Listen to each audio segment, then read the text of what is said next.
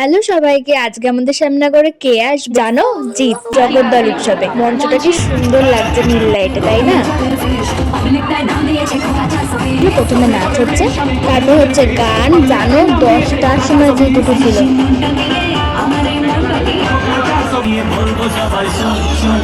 দেখো কি ভীষণ প্রাউড, তাই না?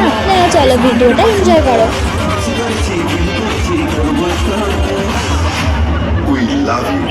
জিদ্দা আসবে বলে জিদ্দাকে নিয়েও একটা পারফরমেন্স হয়েছে, গান করতে করতে শুয়ে পড়ছে।